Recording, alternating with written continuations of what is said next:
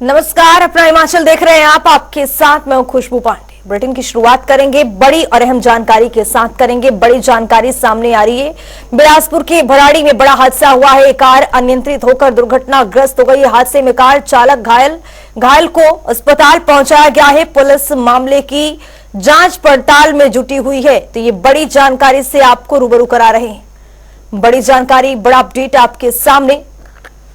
तो वहीं आपको बता दें कि यहां पर एक बार फिर से बिलासपुर के भराड़ी में हादसा पेश आया है और इस हादसे में एक कार अनियंत्रित होकर दुर्घटनाग्रस्त हो गई और हादसे में कार चालक पूरी तरह से यहां पर घायल हो गया है। घायल को अस्पताल में भर्ती कराया गया है। पूरे मामले की छानबीन पुलिस कर रही है। तो ये बड़ी जानकारी से आपको अपडेट करवा रहे हैं। तो बिलासपुर के भराड़ी में एक बड़ा हादसा पेश आया है। आपको बता दें कि कार अनियंत्रित होकर दुर्घटनाग्रस्त हो गई है। इस पूरे घटना में, इस पूरे हादसे में चालक घायल हो गया है। घायल को अस्पताल में भर्ती कराया गया है। एक और बड़ी जानकारी सामने आ रही है, उससे भी आपको रूबरू कराएंगे। बड़ी जानकारी, बड़ा अपडेट। निर्दलीय विधायकों के इस्तीफे का यह पूरा मामला आज शिमला हाईकोर्ट में सुनवाई होगी। शाम 4:15 बजे, 4:15 का वो समय होगा जब सुनवाई होगी कोर्ट में। याचिकाकर्ता पक्ष पहले दलील रख चुका है। वादी पक्ष की ओर से मनिंदर सिंह हुए थे अपीयर। ये बड़ी जानकारी आपको दे रहे। प्रतिवादी पक्ष से कपिल सिब्बल दलील देंगे। सीनियर एडवोकेट है कपिल सिब्बल। तो एक बार फिर से ये पूरा मामला पेश आया है। तो वही आपको बता दें कि निर्दलीय विधायकों के इस्तीफा का यह पूरा मामला आज हाई कोर्ट में सुनवाई होगी। 4:15 पर सुनवाई होगी। तो वहीं प्रतिवादी पक्ष से कपिल सिब्बल दलीलें रखेंगे। ये बड़ी जानकारी से आपको रूबरू करा रहे हैं। निर्दलीय विधायकों के इस्तीफे का यह पूरा मामला है और इस पूरे मामले में हाई कोर्ट में 4:15 पर सुनवाई होगी। प्रतिवादी पक्ष से कपिल सिब्बल दलील देंगे। सीनियर एडवोकेट है कपिल सिब्बल और इस पूरे मामले में आज 4:15 पर हाई कोर्ट में सुनवाई होगी। निर्दलीय विधायकों के इस्तीफे का है यह पूरा मामला।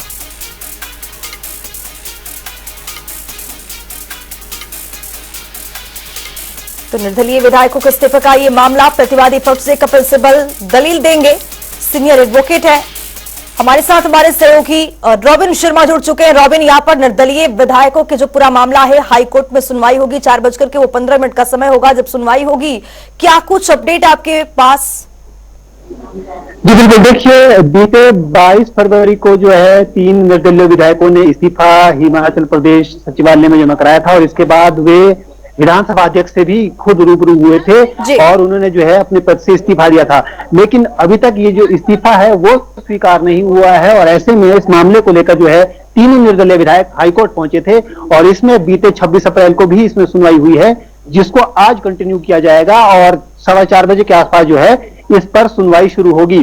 हिमाचल प्रदेश जो यहाँ पर उच्च न्यायालय के मुख्य न्यायाधीश हैं, इसके अलावा जो ज्योत्सना रेवाल दुआ हैं, यानी कि MS Ramchandra Rao, chief justice of Himachal high court, और इसके अलावा रेवाल ज्योत्सना दुआ की जो खंडपीठ है इसमें ये मामला लगा है और इसमें आज जो है सुनवाई होगी।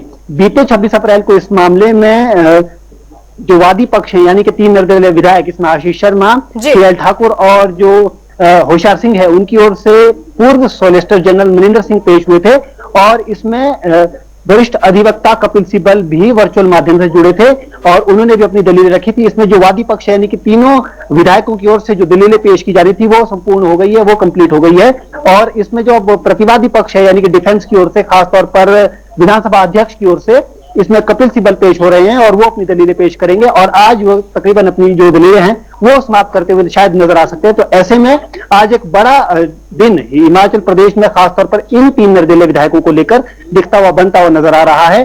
अब आगे की जो पटकथा है वो यहीं से रची जाएगी, क्योंकि अगर इन 3 निर्दलीय विधायकों के जो इस्तीफे स्वीकार होते हैं तो हिमाचल में चुनाव की जो तस्वीर है वो भी बदलती हुई नजर आएगी, क्योंकि हिमाचल प्रदेश में 4 लोकसभा सीटों के साथ साथ 6 विधानसभा सीटों पर भी चुनाव हो रहे हैं। और ऐसे में अगर इन 3 विधायकों के, निर्दलीय विधायकों के इस्तीफे स्वीकार होते हैं तो हिमाचल प्रदेश की कुल 9 विधानसभा सीटों पर चुनाव होगा। तो ऐसे में अब इन 3 निर्दलीय विधायकों का जो पूरा भविष्य है वो इस बात पर तय होगा कि आज किस तरह का फैसला यहाँ हिमाचल हाईकोर्ट से निकल कर आता है या इसमें आगे की तारीख दी जाती है, ये देखना भी दिलचस्प होगा, क्योंकि इसी के बाद जो है पूरी पटकथा जो है खासतौर पर निर्दलीय विधायकों के मामले में हिमाचल प्रदेश में आगे बढ़ेगी। जी बहुत शुक्रिया रविंद्र शर्मा तमाम जानकारी साझा करने के लिए। तो आपको बता दें कि निर्दलीय विधायकों के इस्तीफे का पूरा मामला है और ये मामला हाईकोर्ट पहुंच गया है। हाईकोर्ट में दलीलें पेश की जाएंगी, कपिल सिब्बल और पेश करेंगे, दलीलें पेश करेंगे। आपको बता दें कि 4:15 का उस समय होगा जब कोर्ट में दलीलें रखी जाएंगी।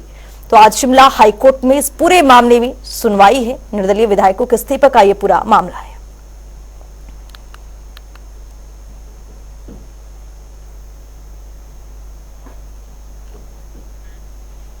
लोकसभा चुनाव के मद्देनजर 4 मई को मुख्यमंत्री सुखविंदर सिंह सुक्खू नालागढ़ में 1 दिवसीय दौरे पर रहेंगे। इस दौरान मुख्यमंत्री विशाल जनसभा को संबोधित करते हुए नजर आएंगे।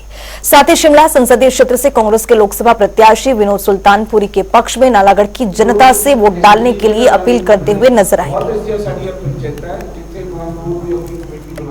आज हमारे ब्लॉक अध्यक्ष कांग्रेस पार्टी के हुसैन ठाकुर जी की अध्यक्षता में ब्लॉक कांग्रेस कमेटी नालागढ़ की अहम बैठक हुई। बड़े शॉर्ट नोटिस पे ये बैठक रखीगी। आप जानते हैं आगामी लोकसभा चुनाव के चलते नालागढ़ विधानसभा क्षेत्र में माननीय मुख्यमंत्री जी का दौरा है और लोकसभा के हमारे जो उम्मीदवार हैं और विनोद सुल्तानपुरी जी जो माननीय विधायक भी हैं कसौली विधानसभा क्षेत्र के, उनका जो है यहाँ पे दौरा है और एक बहुत बड़ी इलेक्शन मीटिंग जो है हम लोग प्रयास कर रहे हैं कि नालागढ़ में रखी जाए। 4 तारीख के लिए जो है हमें समय मिला है।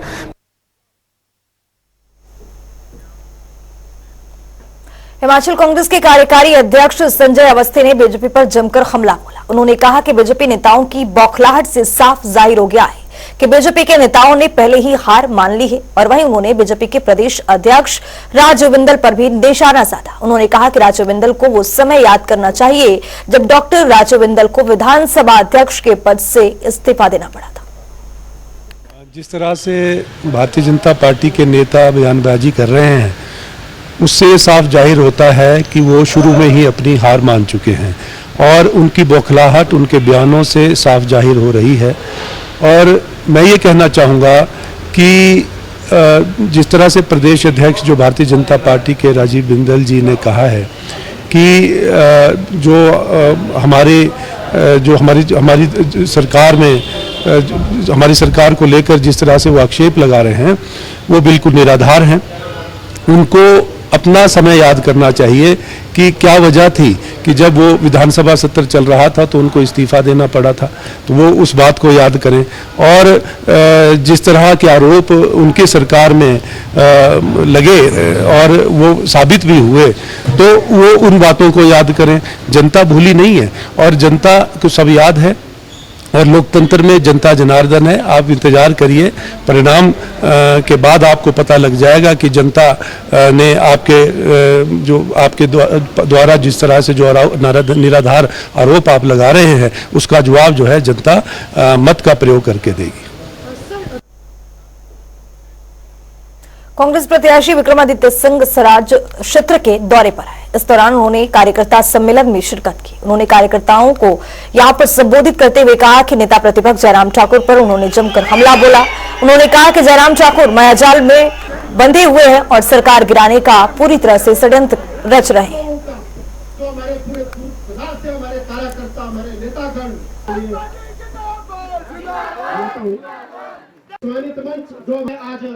एक चीज में भी ध्यान रखें कि अगर घी सीधी उंगली से नहीं निकलता है तो ये लोग भूल जाए मैं वीरभद्र सिंह जी का बेटा हूं। हमको घी जो है वो टेढ़ी उंगली से निकालना भी आता है। विनम्रता से हम बात करना हमारे स्वभाव में है, मगर हमारी विनम्रता को कमजोरी ना समझे। और सिराज विधानसभा क्षेत्र, यहां से पूर्व मुख्यमंत्री आदरणीय जयराम ठाकुर जी भी है, मैं उनका भी बहुत मान सम्मान करता हूं, क्योंकि नेता प्रतिपक्ष है आज की डेट में। मगर जिस तरीके से फिर से मुख्यमंत्री बनने की उनकी जो एक इच्छा अंदर से जग जाहिर हुई है, उस चक्कर में जो आजकल उन्होंने पूरा एक माया जाल पूरे प्रदेश के अंदर बुना हुआ है, मैं उनको भी ये कहना चाहूंगा कि आप भी ठेठ राजी है। इस तरीके की चीजें जो अलोकतांत्रिक चीजें हैं वो ना करिए। ऐसा ना हो कि देवी देवताओं का कोई प्रकोप लग गया तो आने वाला समय जो है वो ठीक नहीं रहेगा। जब आगे विधानसभा के चुनाव 2027 में होंगे, आप तब के लिए लड़ाई लड़े। इस तरीके से लंगड़ी मार मार के जो सरकार गिराने की कोशिश कर रहे हैं, उसका नमूना तो आपने देख ही लिया। नेता प्रतिपक्ष जयराम ठाकुर करसोग दौरे पर रहे। इस दौरान पन्ना प्रमुख कार्यक्रम में हिस्सा लिया। इस मौके पर जनसभा को संबोधित करते हुए उन्होंने विक्रमादित्य को कई मुद्दों पर जमकर घेरा। इतना ही नहीं, जयराम ठाकुर ने सीएम सुखू पर भी तीखा जुबानी हमला बोला। उन्होंने कहा कि आज सुख की सरकार में खुद सीएम सुखू भी सुखी नहीं है। और विक्रमादित्य कहते हैं कि जयराम बोलता कि मंडी का रक्षक है, वो रक्षक नहीं और मंडी का भक्षक है। आप कल्पना करो, शब्दों का चयन देखिए। ये शब्द ना उनके पिताजी ने बोले कभी, ना उनकी माताजी ने बोला। मुझे दुख हो रहा है कि कहां से सीखे ये शब्द। ये उनके घर के शब्द तो लगते नहीं है, ये पढ़ाई कहीं बाहर हुई लगती है। ऐसे शब्द बोल रहे हैं। अगर मंडी के अपमान की अगर बात करेंगे, मंडी को इस तरह से दलित करने की कोशिश करेंगे, मंडी साफ पूरा करना भी जानती है। आप सड़कों की हालत देखिए, जो सड़कें हमारी पक्की बनी हुई थी, आज उन सड़कों पर जो है, अब मैं कल रामपुर से चला, किन्नौर से चला, किन्नौर से यहां पहुंचते पहुंचते शाम को मैं अपने क्रिकेट को पकड़ रहा था। क्रिकेट का त्रिकड़ा बन गया। ये हालात कर दिए। और आप खुद चुनाव में आजकल जा रहे हैं, तो आपको मालूम पड़ रहा है, राष्ट्रीय आई बरसात के कारण सड़कें टूट गई। मैं समझ सकता हूं तो हर बार टूटती, अब की बार भी टूटी, लेकिन ठीक कब होगी? कहने को तो सुख की सरकार है, व्यवस्था परिवर्तन की बातें कहते हैं, लेकिन सुख की अनुभूति किसी को है? अपने जो मंत्रिमंडल में कैबिनेट के दर्जे के साथ बैठे हैं, मुझे लगता है कि उनको भी नहीं है। अगर होती तो ये हालात नहीं होते। विधायकी छोड़ करके चले गए। और आज के हालात में तो मुझे लगता है कि सुखू जी को भी सुख की अनुभूति नहीं है, वो भी दुखी है। मंडी जिला के नाचन विधानसभा क्षेत्र में बीजेपी का पन्ना प्रमुख सम्मेलन का आयोजन हुआ। इस कार्यक्रम में बीजेपी मंडी संसदीय क्षेत्र के प्रभारी गोविंद ठाकुर ने शिरकत की। इस दौरान गोविंद ठाकुर ने कांग्रेस प्रत्याशी विक्रमादित्य सिंह पर जमकर जुबानी हमला बोला। उन्होंने कहा कि विक्रमादित्य सिंह, जिन्होंने बीजेपी नेता कंगना रनावत के खिलाफ अभद्र टिप्पणी की थी, आज वो मर्यादा की बात कर रहे हैं। रोड में एक स्टेटमेंट दी, उन्होंने दोनों की भारतीय जनता पार्टी की एक महिला नेत्री है जो जा करके ठेकेदारों की गोद में बैठती है। ये विक्रमादित्य सिंह जी, आपने कहा था, आज आप मर्यादा की बात करते हैं। आज आप कहते हैं कि कंगना रनौत जी को हिमाचल प्रदेश के इतिहास की ट्यूशन लेनी चाहिए। मुझे लगता है विक्रमादित्य सिंह जी, ट्यूशन की जरूरत उनको नहीं है। ट्यूशन की जरूरत अगर किसी को है तो विक्रमादित्य सिंह को ट्यूशन की आवश्यकता है। बीएसपी प्रत्याशी अनिल कुमार मखेट नालागढ़ क्षेत्र के दौरे पर है। इस दौरान उन्होंने कांग्रेस और बीजेपी दोनों सरकारों पर जमकर हमला बोला। उन्होंने कहा कि देश के 80% लोगों की आर्थिक स्थिति इतनी ज्यादा कमजोर है कि वो अपने घर का राशन तक नहीं खरीद सकते। अब इसकी जिम्मेदार या तो भारत पर 70 साल राज करने वाली कांग्रेस सरकार है या फिर पिछले 10 सालों से राज कर रही केंद्र की मोदी सरकार है। और कुछ कच्चे घर ऐसे देखे जो झाड़ के बने हुए हैं। लोग आज भी इतने गरीब और बेबस है, ऐसी चीजें देखने को मिल रही है। हैरान रहेंगे कि घास फूस से हमारी जो झोपड़ियां अभी भी बनी है तो आज भी गरीबी की दशा को दिखाती है। और आज नालागढ़ विधानसभा के इस गांव पारवा में पहुंचे हैं तो यहाँ पर भी ऐसी ही कुछ चीजें देखने को मिली है कि लोग कितने बेबस, कितने मजबूर और कितने लाचार है। और इसके लिए कांग्रेस और भाजपा की दोनों सरकारें जिम्मेदार है।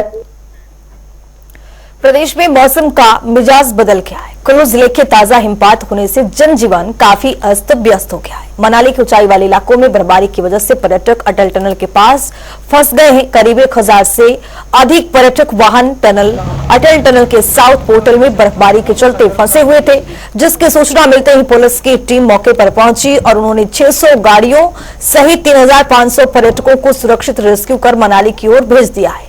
वहीं बाकी के बचे हुए वाहनों को रेस्क्यू करने का अभियान अभी भी जारी है।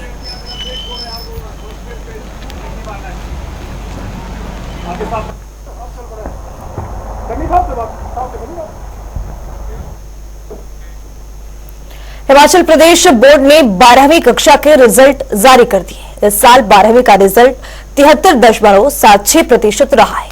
12वीं की परीक्षा 85,777 छात्रों ने दी थी, जिनमें से 63,092 छात्र पास हुए हैं। तीनों स्ट्रीमों में कुल 41 टॉपर हैं, जिसमें से 30 छात्राएं और 11 छात्र हैं।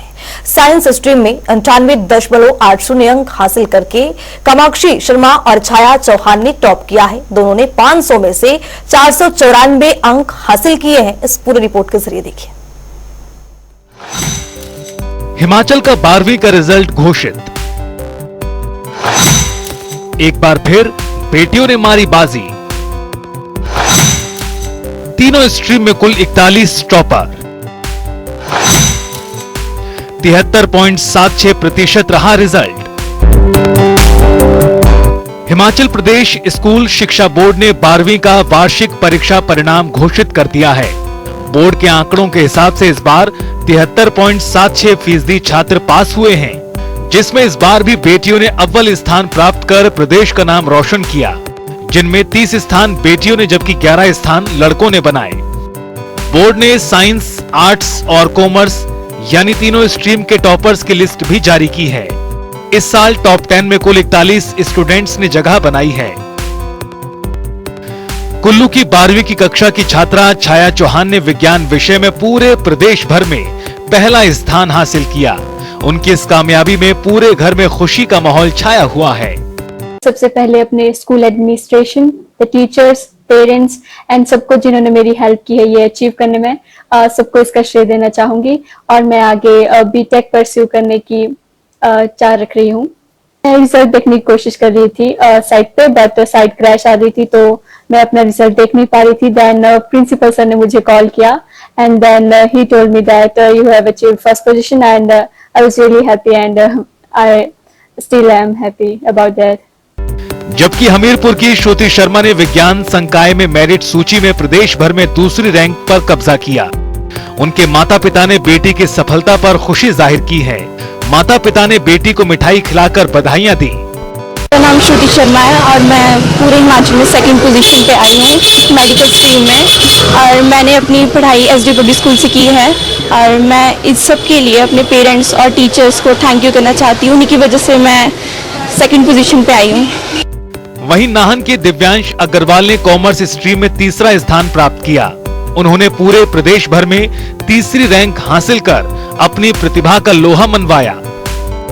मेरा नाम दिव्यांश अग्रवाल है।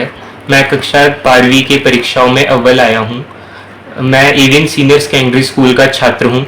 मेरे मार्क्स 487 आए हैं आउट ऑफ 500 और मैं इसका श्रेय अपने माता पिता, अपने अध्यापक Shri Bhavna ma'am, Neerpavan ma'am, Saurabh sir, Sanjeev sir को देना चाहता हूँ। मेरे प्रिंसिपल सर और ने पूरे टाइम हमको गाइड किया है, हमारे को मोटिवेट किया है, उसके कारण ही हम इसमें आ पाए हैं मेरिट के अंदर और मैं सभी का धन्यवाद देना चाहता हूँ। इतना ही नहीं, शिमला से साधारण परिवार की बेटी भावना ने भी आर्ट्स स्ट्रीम से उन्होंने प्रदेश भर में 10वां स्थान अर्जित किया है। भावना टॉप 10 की सूची में शामिल होने वाली शिमला जिले की एकमात्र छात्रा हैं। उनके जिले में भावना की इस कामयाबी से खुशी का माहौल है। शिक्षा का प्रकाश किसी भी अंधकार को खत्म करने की क्षमता रखता है और यही प्रकाश अगर कोई साधारण परिवार की बेटी करे तो इसकी महत्ता और बढ़ जाती है।